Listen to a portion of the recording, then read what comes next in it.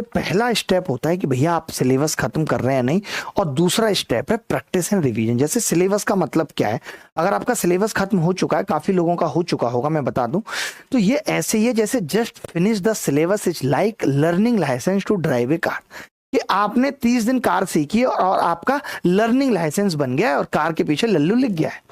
लेकिन प्रैक्टिस और रिवीजन ऐसे है, if you want to drive a car fast then it will require a lot of practice. आप car तेज तभी चला सकते हैं, आप कार दिल्ली में तभी चला सकते हैं, आप कार हाईवे पे तभी चला सकते हैं, दुबई में तभी चला सकते हैं जब आप बहुत प्रैक्टिस करते हैं। ये एक दिन में नहीं आता, यानी सारा गेम प्रैक्टिस का है। Everything is all about practice. की प्रैक्टिस कितनी ज्यादा है, जैसे आज मैं अपनी बात करूं तो हमें मैथ्स की ऐसी प्रैक्टिस है कि हमें सब कुछ रट गया है। आप सवाल देखते हैं तुरंत उत्तर, वो चीज आपको भी करनी पड़ेगी। कंपटीशन का दौर है, अगर चीजें टिप्स पे नहीं होंगी तो सिलेक्शन कभी नहीं होगा, इतना समझ लीजिए।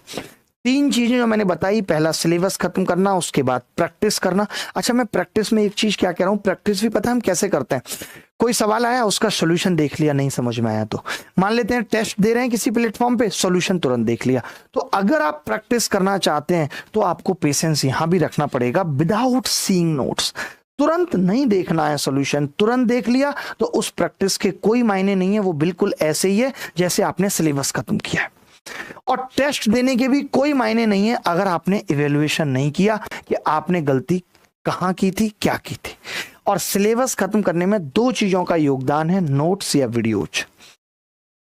आप नोट्स आपने अपने बनाए हैं, अब नोट्स अपने बनाने का वक्त नहीं है, you have to purchase notes. किसी भी टीचर के जो आपको लगता है या किसी भी स्टूडेंट के, उसके जेरोक्स करा लीजिए, और जब आप प्रैक्टिस कर रहे हैं, आज किसी भी टीचर से पढ़ रहे हैं, तो उसी के अंदर लिखते रहिए।